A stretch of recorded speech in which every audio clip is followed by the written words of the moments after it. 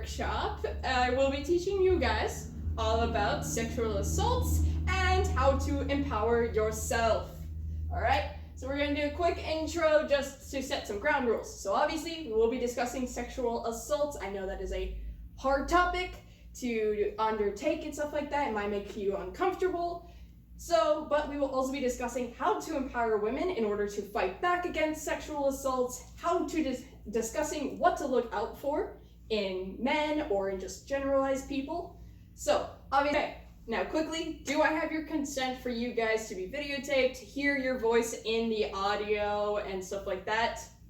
Yes.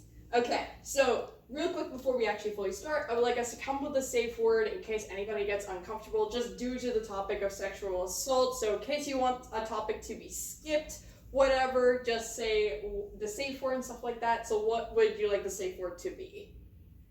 Penguin, please.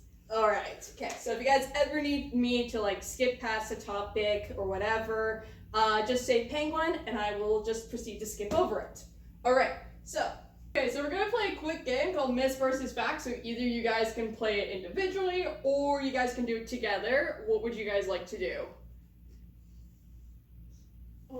Individually. Okay. Yes. So here's how we're gonna play it. So you guys will make a sound. So come up with a sound you guys would like to make, or you guys could just raise your hand, whatever. We'll raise our Just hands. raise your hand? Yeah. Okay, so the first person I see raise their hand will get to answer the question first and stuff like that. So, there will be bonus point opportunities. So, there will be some questions that have multiple choice answers. To get a bonus point, just answer the question before I give you guys the multiple choice options.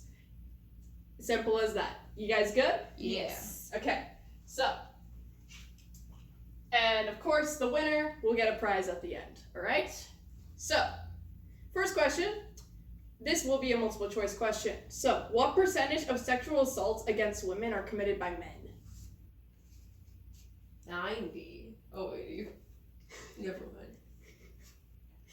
If you answer now, you can repeat again. So the answer is not 90. Okay. Emily, would you like to do it before we go into multiple choice? 95. No. So, here are your options. A, 97 to 99%. B, 100%. C, 90 to 95%. Or D, less than 90%. A. So the correct answer is A, 97 to 99%. Good job. So this one, there are chances once again for bonus points. So it is name a group of women who are most at risk to be victims of sexual assault. So currently you just need to name one, but you can get bonus points for other correct answers. Okay? Emily? Women of color? No. Trans women? No. Older women. Like No. seniors? No.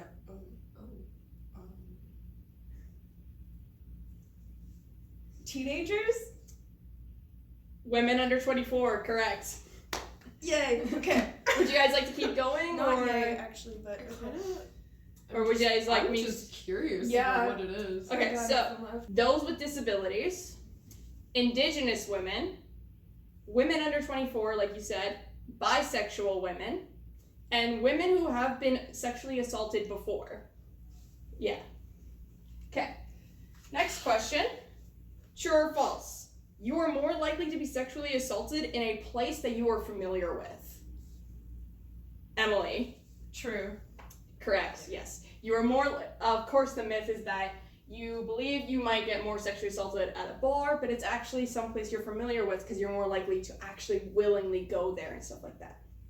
Okay, this one is another multiple choice answer. So, what percentage of sexual assault survivors are women? Kira? Oh, I didn't.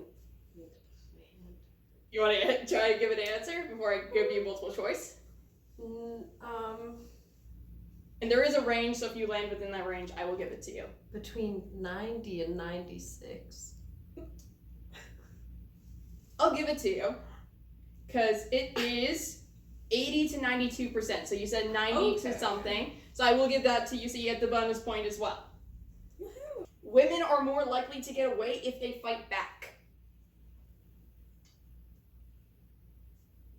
Yes. True.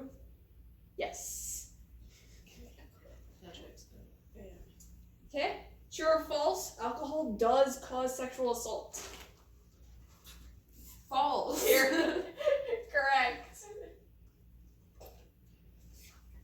Okay. What percent of sexual assaults occur between acquaintances? So that is just like people you know, people that you have had some kind of interaction with is what the definition of acquaintance is. This is also a multiple choice. Would you guys like to try and guess? Or would you like to just get into multiple choice? Emily? 60 to 70%. No. Higher or lower? Oh, you can't. I'm not gonna say it. 80 to 85%. You are decently within that range, so I will give it to you. It is 78 to 82%. Oh. Once again, kind of think of this how if you're in a familiar location kind of sense. So you're more likely to bring somebody you know back to a location you are familiar with than you are a complete stranger. Okay, true or false? A man can still be charged with SA even when drunk. Yeah. Better be true. True, yes. Thank God, I was about to be really angry. Okay, true or false? Physical force must be used for it to count as rape. False. Correct. True or false? All sexual assault victims know that they have been SA'd. False. I'm gonna give that one to Kira. Yeah. False. I just said Yeah. it louder. Emily said No, it you first. said it. No, you said it first. Yeah. Okay. True or false? A woman won't always freak out if a man tries to rape her. True. I'll give that one to Emily. Okay. True or false? Resisting a rapist increases the likelihood of the victim being hurt. She's gonna get hurt I'm anyway. gonna say true. False, so I'm gonna give it to cool. Kira. Yeah, so I will read that fact off. I have all these facts and stuff like that. So true or false, rapists are mentally ill. That's a tough thing, I guess. Yeah, if you're gonna do that to someone, you have to Yeah. be some type of not okay. Yeah. So which one of you is gonna say first? Kira. So Kira? Yeah. Incorrect, it's false. So like, why are they like that? I will tell you in the next part. Cool. Yeah. So, true or false, wearing high heels, short skirts, short dresses, low-cut tops increases your chances of being SA'd. False. Correct. Your outfit does not matter. Okay, so, obviously you guys have questions and stuff like that. So, let me quickly answer some of them for you guys with this. So, what were any of the questions you guys had? Again? That last one. Yeah. Elaboration on it. Okay, so studies and psychological testings overwhelmingly show that rapists are not mentally ill. Rapists are everyday normal men, so they are like your boyfriends, your husbands, your friends, cousins, fathers, doctors, brothers, coaches, and teachers. So once again, kind of circling back to that whole acquaintance situation, stuff like that. Is that all? Any other questions you guys want to know? There was one that was like a few cards back, but I can't remember the question. I think I know what one you were talking about, but I don't remember what it was either. Resisting a rapist increases the likelihood of the victim being hurt? Yeah, and that Yeah. one was false, right? Yes. So, getting physically injured has nothing to do with whether or not a woman fights back. So, a woman who fights an attacker has the same chance of getting injured as a woman who does not fight back. So, Interesting. like your thought process, no matter what, you're gonna get injured. It's just so, if you fight back, you have a likelihood of escaping. Hence the reason why, I'm gonna teach you guys some self-defense techniques later on. Okay. So now, moving on. So obviously, you don't always want to use self-defense techniques on just anybody and stuff like that. So I'm going to teach you guys what are known as danger cues. And this is something that you will see in both behavior and like their behavior and like their attitudes towards certain things.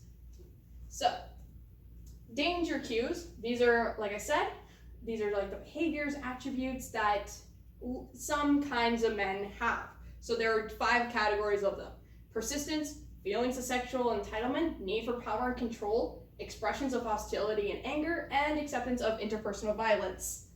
So, persistence. So pretty much what you can see with this is that the man just keeps on being persistent of what he wants and just ignores anything that you say or what you are doing. So you can see that in 2 different ways. Either via the verbal persistency, which is to continue to exert pressure and to repeat what they want. So even if you say no, they're like, hey, you want to come to my room, and you say no, they'll just keep being like, come on, let's go to my room, let's go to my room. Pretty much you can tell that with like that photo there.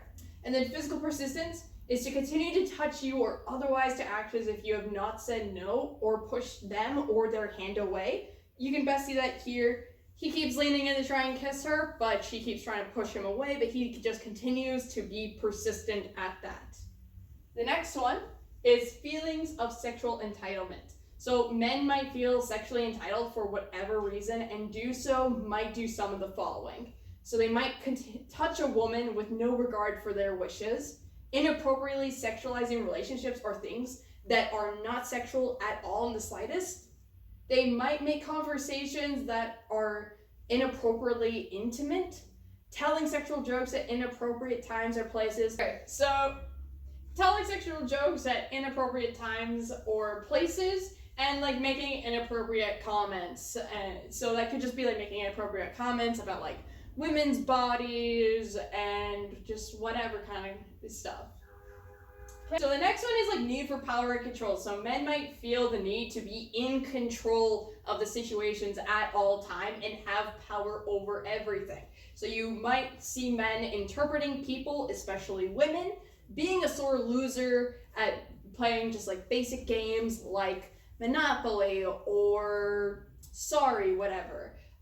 They might be exhibiting inappropriate competitiveness. Once again, think like if you're playing tag and they are just being overly competitive in that kind of sense. Using intimidating body language and game playing. Examples like negging. The next one is expressions of hostility and anger. So men might show lots of anger issues in moments where it's not called for at all. So they could just be getting angry quickly and very often, blaming others when things go wrong, and tending to transform other emotions into anger. And finally, acceptance of interpersonal violence. So men might normalize and condone violence in situations where it's not needed. So they might be using threats and displays of anger, using violence in situations that are not condoned, approving of violence when they see it happen, and justifying their own and other people's use of violence. Okay, so is there any thoughts and or questions? And also, of course, you might see attributes of that in men that you know of and hang out with and stuff like that. That doesn't always mean that they are a threat kind of sense. But, it is good to look out for those signs, and if you see those signs, start raising the red flags and stuff like that, and maybe just start keeping in the back of your minds. So is there any other kind of questions? No, I feel like that was all. Yeah. Okay, so that is the end of this first part. The next part is going to be teaching you guys some self-defense techniques. So if you ever see a guy and you're interacting with a guy and they start exerting those kind of attributes and behaviors, and you start picking up on those, and they start, say they're starting to get very intimately close to you, and they're like getting intimately close to you and stuff like that, and pressuring you and stuff like that, you will now know kind of some basic techniques of how to kind of like push them off of you and get away in a safe way.